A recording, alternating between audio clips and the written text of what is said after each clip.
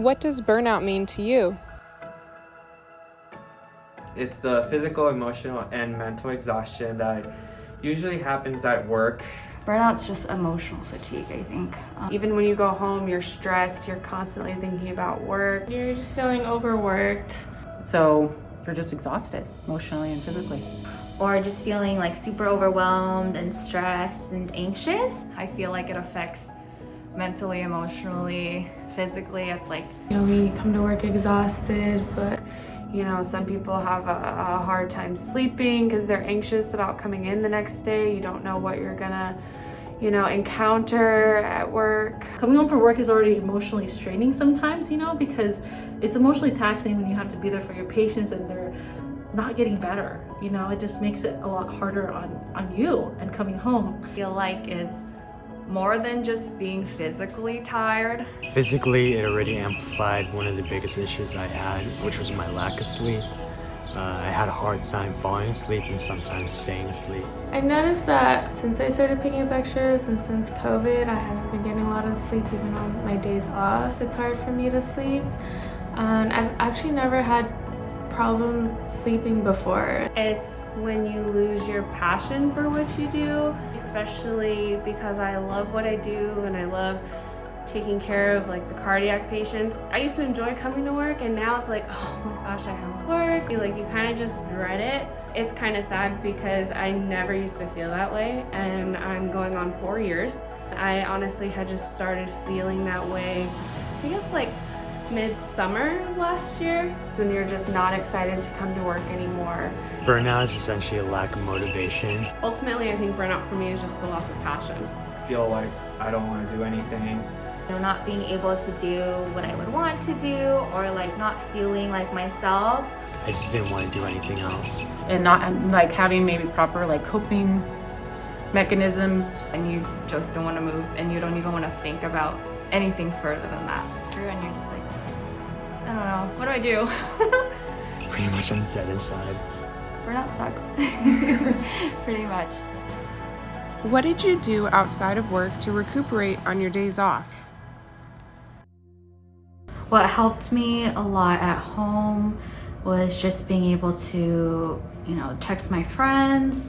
Sometimes we would just FaceTime each other, and then I'd be able to kind of tell them what's been going on, how I've been doing.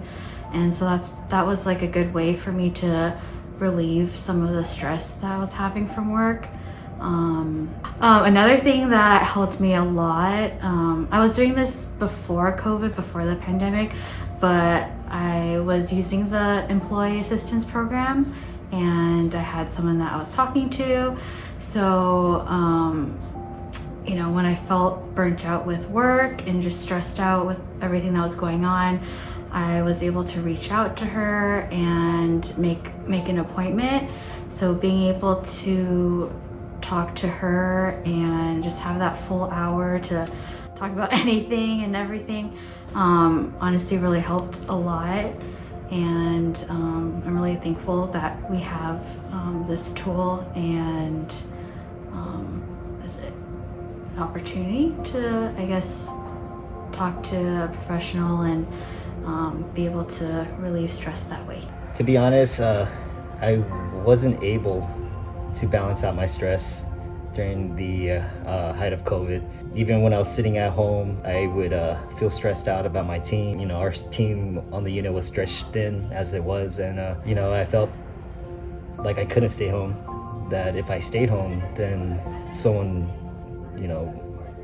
would die, and I have the capacity to provide care, and I was given the opportunity to save lives, and I just felt it wasn't right to just stay at home and rest. And I have a family. I have a 1-year-old, and at the time a 5-year-old. I have a wife, and as much as I wanted to spend time with them, I felt obligated to serve others, and I felt obligated to the team and organization. And where I am today, I have a lot to be thankful for, and I don't think God gave me my opportunities just to stay home. I don't believe in just doing the bare minimum. Yeah, that's just how my personality is. To balance out, to be honest, I just couldn't. And I would still be physically active and exercise, because that's how I've always coped. But in the back of my mind, there was always, that stress of not being there for my team. And especially at the beginning of COVID, we lost a lot of team members, a lot of strong nurses. So you're left with a handful of nurses who were, willing to still go in despite the fear. And that was hard on us. It took a toll on my energy, and I could never recover. So just continue to come in extra. So to be honest, I didn't manage my stress well. I just kept coming in, and I didn't want to lose that momentum, because I felt like anything else, you allow yourself that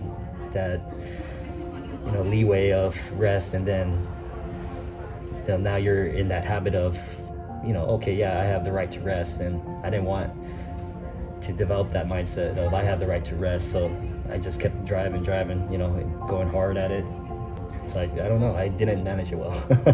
I just kept coming to work, and I think that was the way I managed it. And it satisfied my my personal beliefs, that I was doing the right thing, and that I am worthy of my life and my opportunities, and so it made me feel, better about myself, I guess, because at home during the COVID crisis, I didn't feel right resting, So whenever I go home after a pretty long weekend, probably like 4 days, 5 days having shifts, I would just go home, shower, watch a show, distract myself, and I live by myself, so I usually either play some video games with my brother on through the phone, and we play together, distractions, but it's only like 30 minutes or an hour, but it does help. Or I go out with my girlfriend and go eat some dinner, and get distracted, talk about her day too. It's just those small things, but it's something. I go out, not out, it's COVID. But I go hiking, and I spend time with my family members. Lots and lots of hiking. That's probably it. I like to go to the dog park. It's something that takes me out of the mindset of just being in the hospital. So at home, I really, focused on family. I actually, got engaged during the whole pandemic. And also I'm expecting a baby in June. Congratulations. So we're excited. So a lot of it, was just kind of family centric. Other than that, just trying to pick up hobbies around outdoor hobbies like gardening, things like that, of that nature. So when I would go home, I'd just be completely apart from work. So everything I was doing at home was unrelated to work, and I feel that helped a lot, kind of de-stressing, and it kept me sane. Currently now, I'm really getting back into exercising, going outside, enjoying the fresh air, and I'm really trying to get back into reading books. So I'm excited about that. But that's what I'm doing now, so much better than previously. Nice. What books are you reading? Let's see. So right now, I started Becoming by Michelle Obama, so I really like that. And then also another one I started is Becoming Mortal, I think, or more something about mortality. Something about I guess for me, during COVID, I struggled a lot with seeing a lot of sick patients. So it's this doctor that wrote about palliative care and hospice care. So that's what I've been reading about.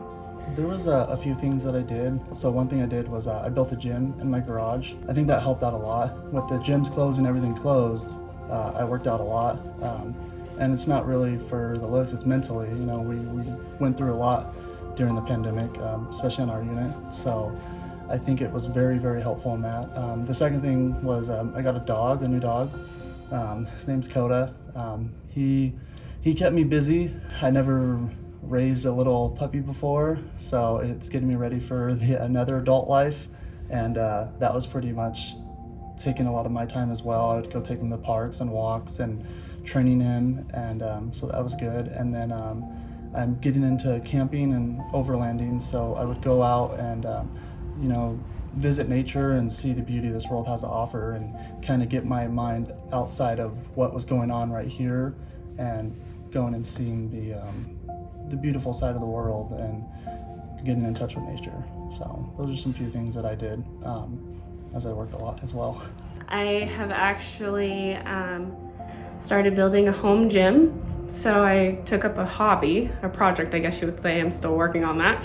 And then also kind of like just distractors, like finding that person that you can actually vent to, even if they have no advice. Like sometimes them just letting you talk is all you really need. And thankfully I'm blessed with the 7,200 family to do that. And also I think just realizing that it's okay to not be okay with what's going on.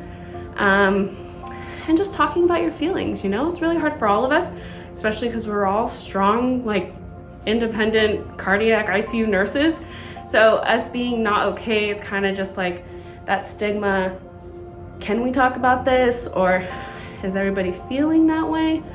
But yeah, definitely opening up and talking to everybody has been very helpful. And watching like a little bit of reality TV. Normally stuff that I don't do, but yeah, that's what's been helping me at least. There's a few things that I like to do. I like to, I work out sometimes, like running really helps me. It relieves the stress, and it is like a natural release for your endorphins. So that's been super helpful. And then I have kids, and we love to go to the beach. There's something about the salt water and that salt air. Like we just go down and like, even if we just sit there, if it's too cold to go in, and we just spend some time down there. So those are two of the main things that I do.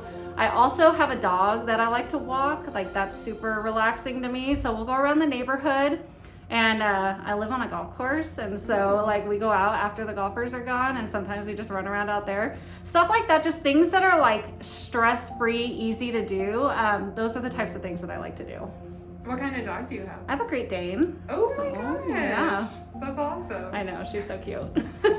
So I just focus on self-care.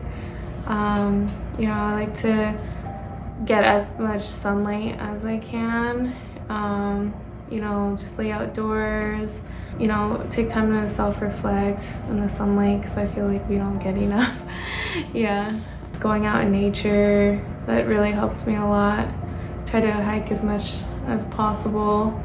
I also like to, take 2-hour-long showers and just sit there and just think, and yeah. So on my days off, I did whatever was furthest from work. So my fiance and I like to cook a lot, so we would try and just cook up new things. I learned how to bake bread because everything was shut down, and that was fun. And then I picked up pottery, like ceramics, and learned how to make a bunch of bowls and plates and cups. What I used to do is I used to travel as much as I can, overseas if possible, but COVID made that pretty difficult. So what I did was I bought a new car to take me out to places that my previous car wouldn't be able to take me out to, somewhere isolated, go a little off-roading here and there. Find an area where I can meditate, recharge physically, spiritually, and mentally, and at the same time journal. It's something I'm still working on being more consistent with, but it has been a pretty good experience so far. And what's interesting is to de-stress myself too was I would pick up extra shifts, because I didn't like the thought of knowing that my coworkers, my friends are out there struggling in a time where it's pretty difficult, and I do my best to follow this golden rule, do to others as you would have them do to you. It just makes me happy knowing that I'm hopefully making things easier for everyone. It's just something to uplift myself in a weird way, I guess. But yeah, I guess, yeah. What has helped me the most is the employee assistance program. I lost a family member in January to COVID.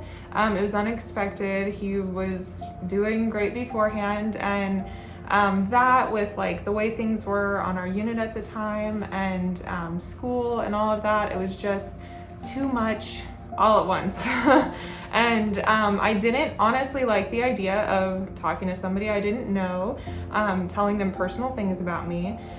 But I cannot tell you like how helpful it has been in my life to like develop certain coping mechanisms and recognize things that I didn't know I was doing that were like harmful to me, to my like the way that I handle things, the way that I perceive myself and things that are going on around me. So I loved that it was 100% confidential.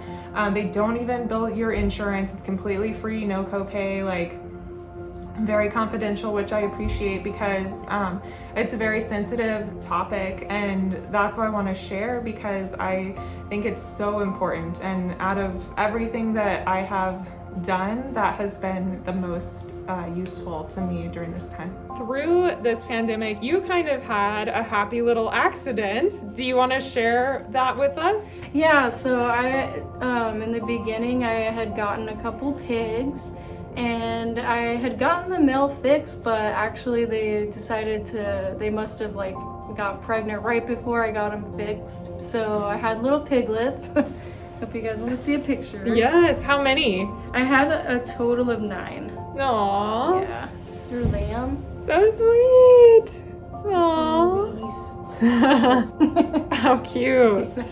You're so cute. Would you say that unexpected surprise was something that helped with your work-life balance during this time? Yeah, definitely. I think that going to work every day, not having a lot of days off and dealing with like the patient's acuity that we've had, you can kind of get wrapped up in your own like thought process, and it helps to get something to like take, your focus away from that and give yourself a little break. So it definitely ended up being a positive thing for me for sure. That's great. And you have your own little farm, is that right? Yeah. What are all the animals that you have? I have chickens, ducks, turkeys, and then the pigs. And then I just have my dogs. That's it. Just a little tiny, farm thing that I have going on. That's awesome. Okay, Joanna, as a working mom, as a working mom, how do you find time for yourself to unwind during the pandemic? Don't. Well, especially during so my kids have been home for a solid year now, homeschooling, so it's been like really difficult. There is no time. I mean, it's like homeschooling with your kids on your days off or Zoom, and I like my stress release is exercise and getting out. I just need like an hour or two to myself to actually like decompress, and I don't have that. So that's why I said if they go back to school, it's going to be a game changer.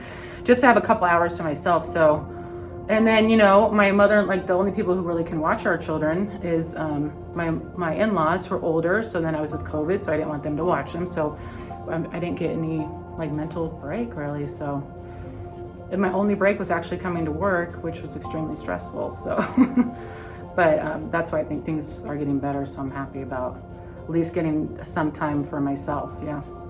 Well, one of the things that I do is that I do have 2 small children, so I do like to do puzzles with them at nighttime before bed if I make it home before their bedtime.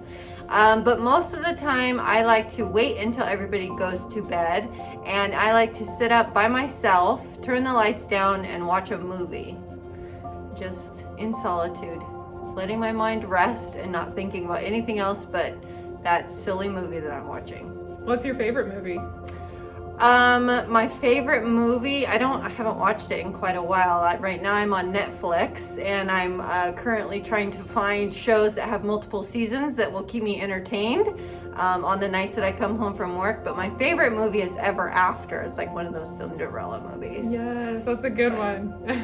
Yeah. Well, thank you for being a part of my video. You're welcome. Thank you.